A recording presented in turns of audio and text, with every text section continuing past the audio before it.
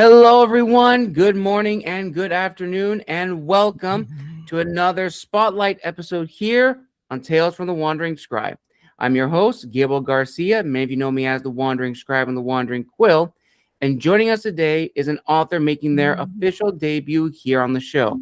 Now, my guest today grew up in the Northwest, and after serving 4 years in the Marine Corps, he settled in the Coachella Valley, making it his home for the next 40 years. He attended college, earning a BA degree in General Ministries from Bethany University, and settled into a career as an associate pastor, as well as teaching and administrating in private education. Later, he pursued a new career in secondary education, earning an MS degree in educational guidance and counseling from the University of California, San Bernardino. He began working in the California Community College system as an educational counselor and transfer center coordinator for the next 20 years. And after 20 years of a very successful career in the community college counseling, he retired from the California Community College system and moved to Texas, making his home in Wichita Falls.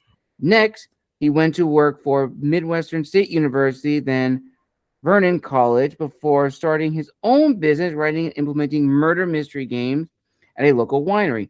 Eventually, he retired from secondary education and closed his murder mystery business to focus on his new project, Desert Winds, his first full novel. So, without further ado, ladies and gentlemen, let's give a huge round of applause to our guest today, author Gregg Chesterman. Gregg, welcome to the show.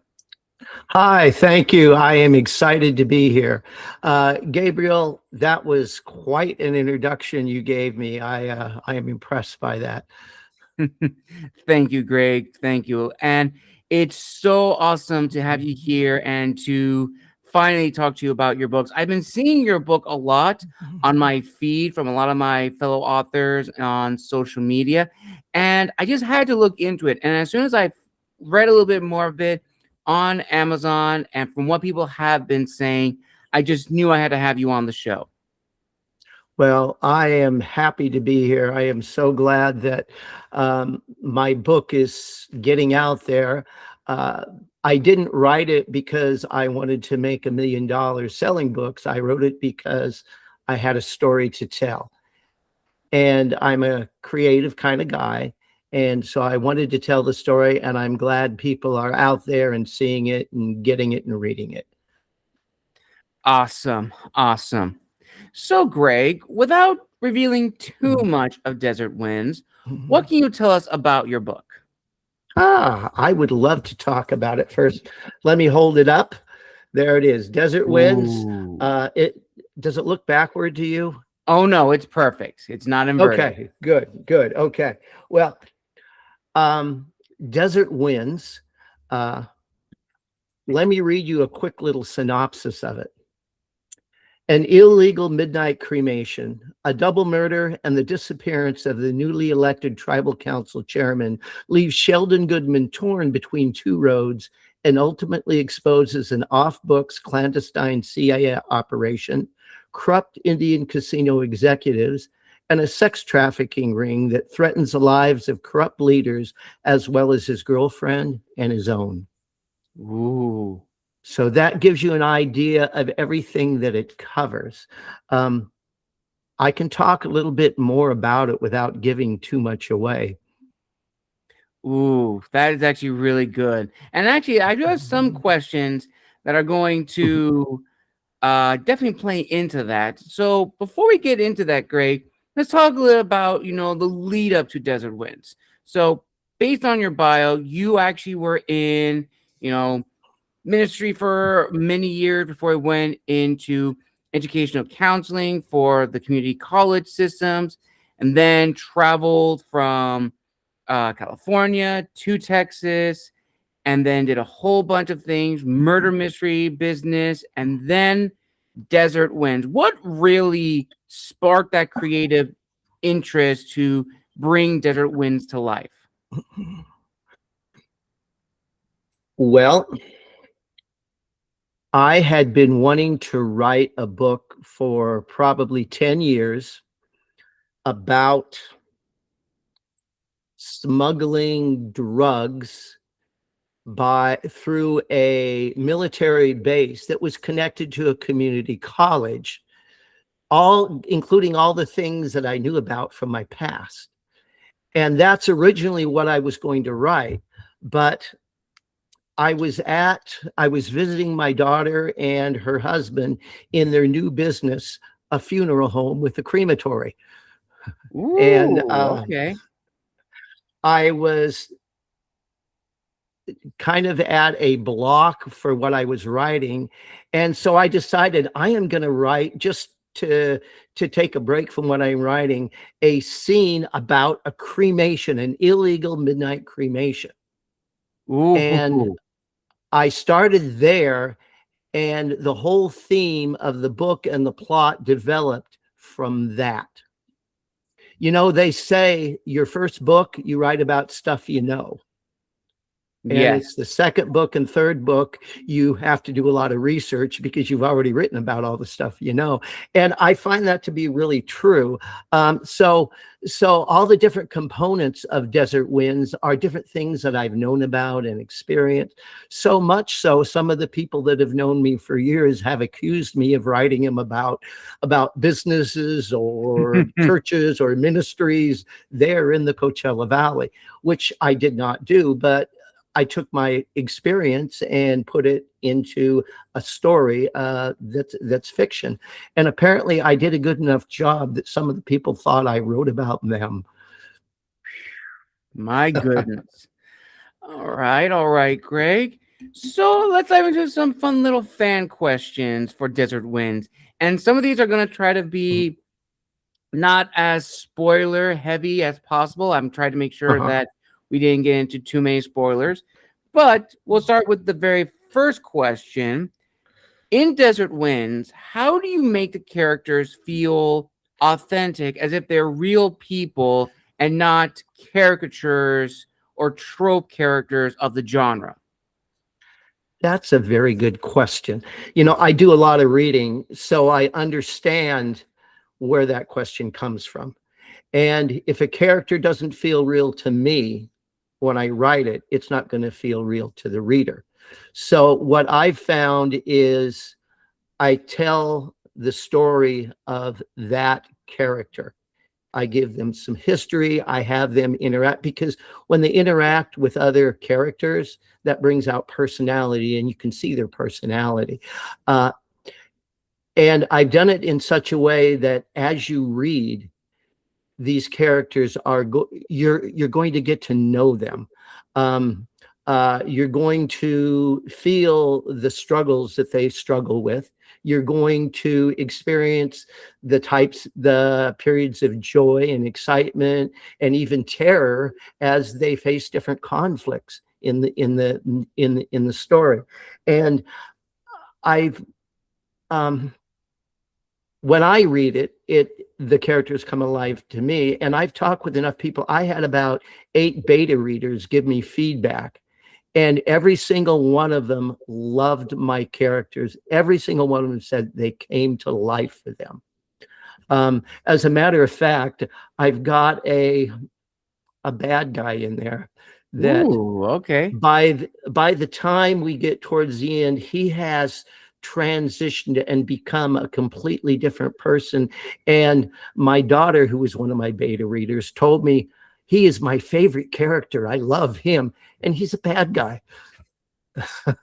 Awesome. Well, that's always a really cool thing to have when it comes to storytelling is, the old saying goes, a hero is a hero, but everybody loves a good villain.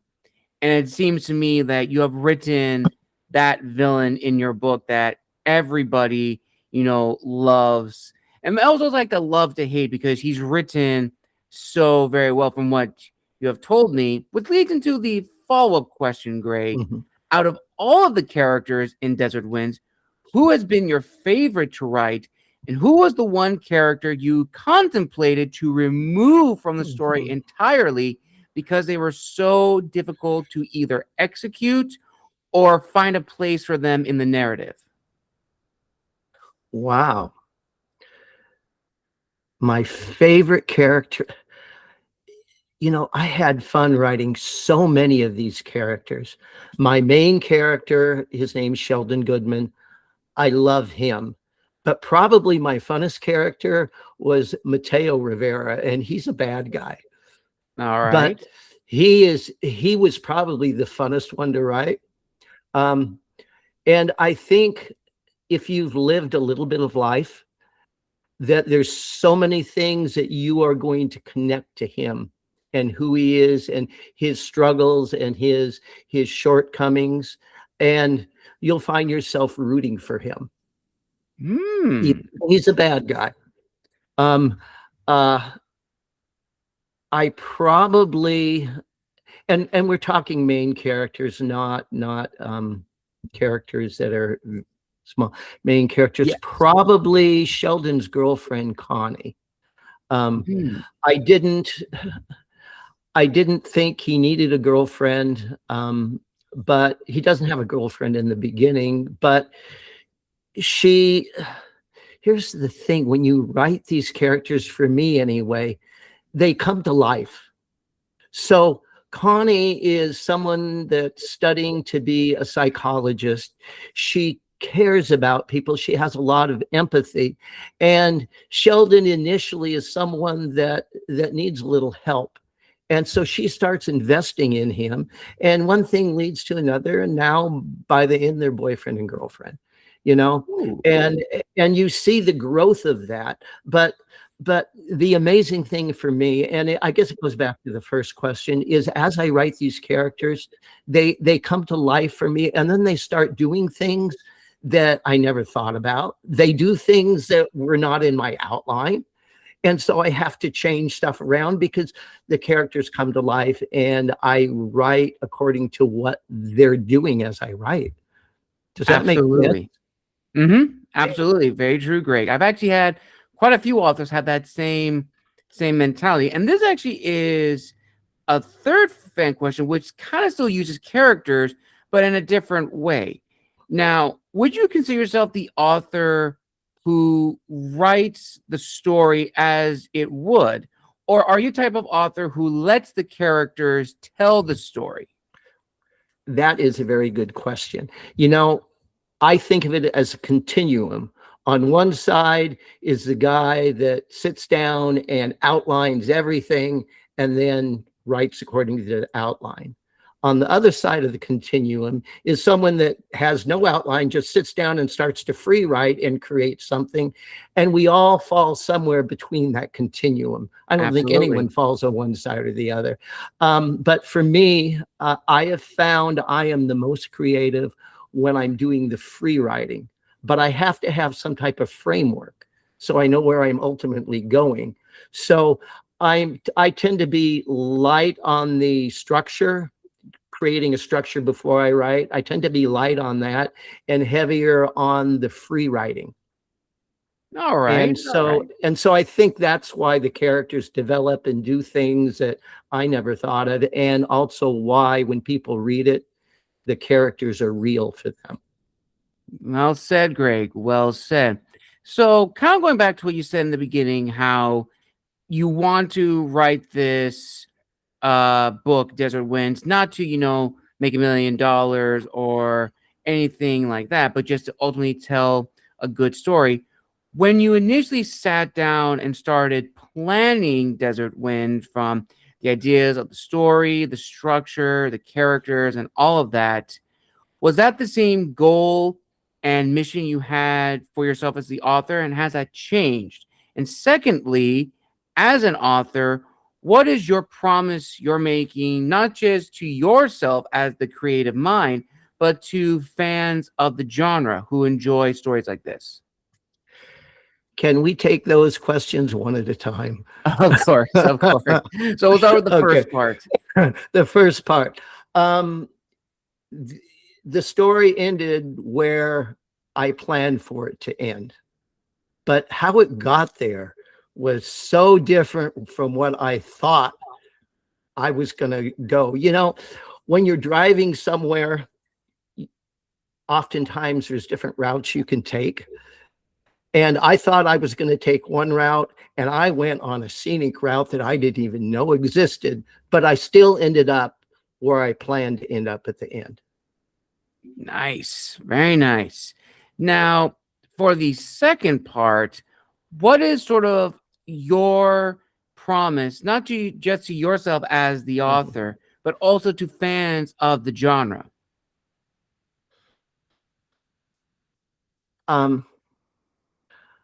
I promise you, you will enjoy the characters. You will enjoy the book. You will enjoy the plot. You'll enjoy the twists that come in. If you're a fan of murder mystery thrillers, you'll find this book has a lot of suspense. It will hold your attention, and you will want to go from finishing one chapter right into the next one, because it tends to pull you in because of how the suspense is built. I had one of my beta readers. He's an athlete.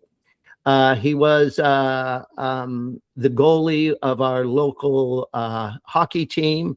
And after that, he became a assistant coach. Then he was the golf pro over at the country club for a while. And he's not a reader, but he thought, yeah, I'll go ahead and be your beta reader. He said he read it in 3 days. He couldn't put it down. And that was my first draft that came out. That's not what we have now, because I took all the input from all my beta readers and I completely rewrote stuff and did all kinds of changes and everything to make a good final product. So that any reader that likes murder mysteries will enjoy. So I guarantee you, as a reader, you will enjoy this book. Very nice, Greg. Very nice. Now, when you got started in the author industry and the business of being an author, what really surprised you? What really stuck out to you, whether it's, the marketing side or, the schedule side? Because when we're authors, our schedules completely change. If we're not night owls before, we're night owls now when it comes to writing. I had my own little business doing murder mysteries. And when I stopped, I closed that. Nobody ever told me, and I never realized, and probably it was short-sighted on my part, once you publish a book, you have a small business. Whether you get a business license or not, you have a small business. And for any small business to be successful, you must market, you must advertise. And, my degree is in counseling. I'm a touchy-feely kind of guy. And, I follow another author. His name's Andrew Bridgman. He's got an MBA. He's a marketing guy, but he's a good writer. And so he knows how to market. So he sells more than me. But to be fair, his first book was out probably at least 5 years ago. So he's 5 years ahead of me. But he knows how to market. That's the thing that gets me the most. I'm not a marketing kind of guy. And once you publish a book, everyone, there's all kinds of people out there that want you to give them money so they can market your book. And I don't know what is legit and what is just what I'm already doing, putting it on Facebook, Instagram, Nextdoor, and all these social media websites. I don't know if they're going to do any more for me. I don't know if I'm going to be wasting money with them or not. So I just don't do anything beyond what I do on my own. If I knew more about the marketing end of it, I might decide I'll invest a little bit of money and have someone else help me. But until I know more, I'm going to continue doing what I do. Apparently, you've heard of the book, so that's got to mean something. That is true. That is very, very true. And you bring up a very good point, Greg, that I talked with a lot of guests on the show, is when we are authors and we publish our works, that's when the real hurdle comes in, which is marketing and being consistent with the business side, because we do have to be businessmen and businesswomen when it comes to our books. And a lot of us don't know that. A lot of us don't know how to, market, or what are the trends and what anything like that. Or even being before that is publishing. What direction do we want to go to? Do we want to go indie? Do we want to go hybrid? Do we want to go small press, traditional? Or what? There's a lot of things to consider. So can you walk us through that process? So once you've got the finished version of Desert Winds, can you explain to us how you approach the publishing side and what you learned from it? I can. After I finished the book, I did a little bit of research. Chat GPT helped me about what are the different marketing, and there's traditional, there's hybrid, and there's indie. And I thought, well, if I can get a publisher to pick it up, first you got to get a literary agent to pick it up. And if a literary agent picks it up, they believe in it enough that they can sell it to a publisher, and a publisher will buy it because they believe they can sell a lot of them and make a lot of money. So I tried that. And after, I don't know, 15, 20 times of contacting literary agents, and everyone tells me no, I figured, okay. Actually, I had a few tell me, contact me and say, we will hybrid publish it, but I didn't want to do that. So anyway, I decided I was just going to be an indie author. Now, what I've done is, and I don't know if other authors do this or not, but you go back and you think about your book, you think about, well, why didn't a literary agent pick it up? What were the things that were weak? What might be missing? And looking at other books or other authors who have had their book picked up, what is the differences? And what I noticed in mine is I felt like the beginning didn't give the reader a big enough hook. Right. So I went back and I rewrote the first scene. And after doing that, I kept thinking about it. Nah, that's not a big enough hook yet. So what I'm going to do is I'm going to put, and actually I've been working on it today, as a matter of fact, I'm going to write a prologue.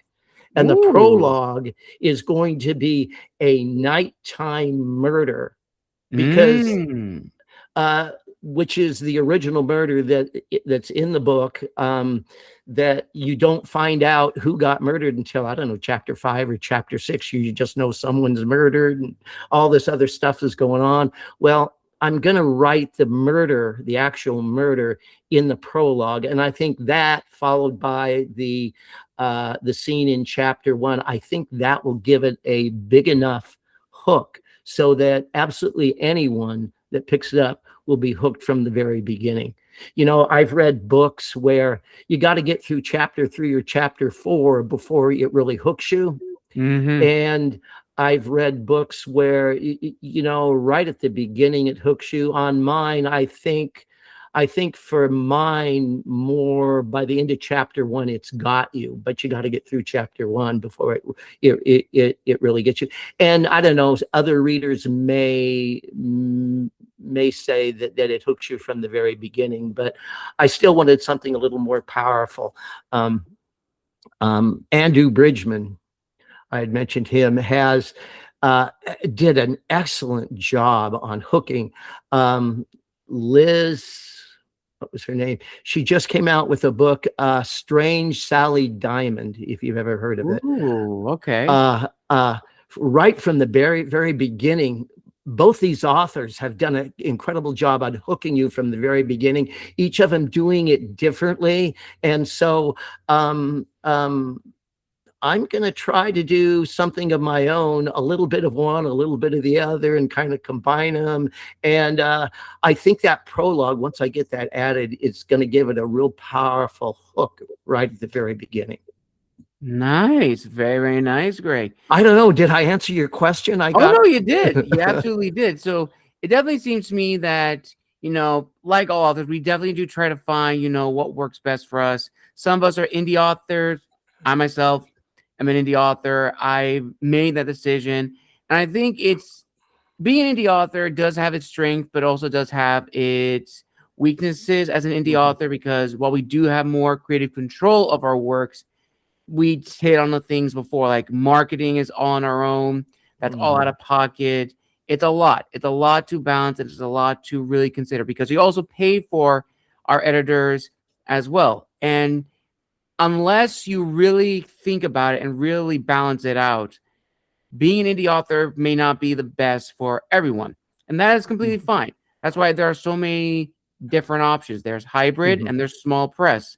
And if you're lucky, and if you are very fortunate to get a literary agent who believes in your work and sells you to a publishing house who publishes it, good on you, because that is not an easy thing to do. And that's the thing about this industry, is that there is no guarantee that anyone's book is going to be an overnight success. It's a very hard pill to swallow. But I think you touched on it in the beginning, Greg, is that if you don't go into this thinking that you're going to make a lot of money in terms of like you're going to be like a millionaire, you're going to enjoy it, and you're going to build your following, build your community, and that's what people are going to enjoy. If you try to make a business out of this from the get-go, you're going to burn yourself out. And I've talked with a lot of people on the show who have had friends who wanted to be authors, but because they didn't approach this in the right mentality, they burned themselves out to the point they absolutely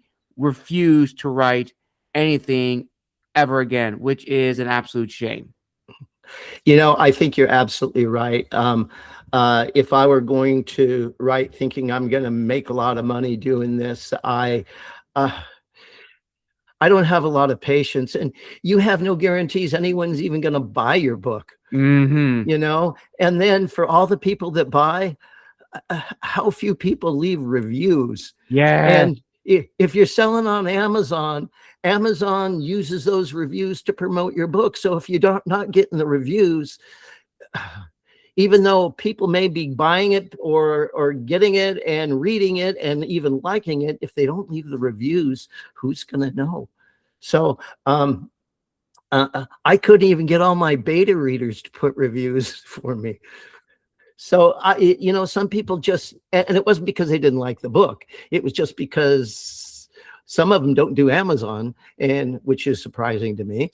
And then some of them just don't do reviews or don't think about it. And so the people that have done reviews, I really appreciate it. Some of them I've known, some of them I don't know. And that always tickles me when I get a review from someone I have no idea who they are. Absolutely. Absolutely. And as we wrap up this incredible spotlight teaser, Greg, there's a few more questions I did want to ask you. These ones I'm going to consider to be rapid fire round questions. All right. So we'll start with the very first question. Which do you prefer in stories, whether it's your own or reading them? Themes or tropes? Themes. All right. Next one. Of the five senses, which, in your opinion, is the most difficult to present as an author?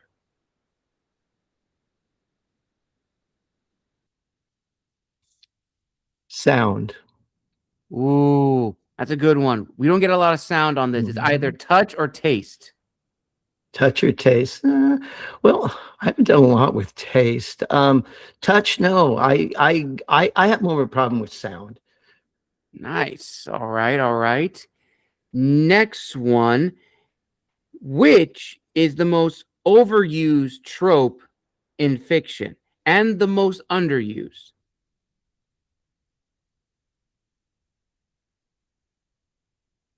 I have no idea. Rephrase the question for me. Of course, of course. So I guess, okay, let me try this. In terms of plot elements, which is probably the most overused plot element, and what's probably the most underused plot element?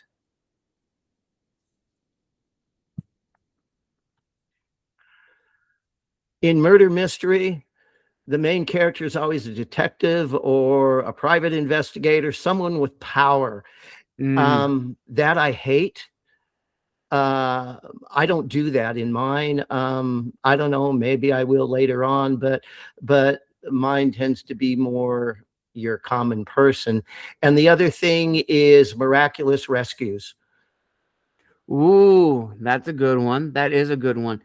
For me, I think the one that a lot of people will definitely agree as the most overused, whether it's plot or trope, is enemies to lovers. That element has been used so many times in so many different genres. But the one I think is most underused is found family.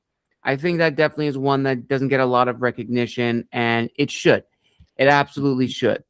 Now, here's the next one. This one is probably the one that also stumps a lot of people. For you, Greg, as an author, which do you find to be the most difficult? Knowing when to stop editing or knowing when to say the story is done? When to stop editing. That is true. That You is can always make it a true. little better. Yes, that's the struggle. We always, when we look at our works like a few months later or a few years later, we realize, oh, wait, that does not work. And we try to fix it. It's like, no, I can't, because if I change it, I have to republish it again and I have to do all that stuff. Yeah.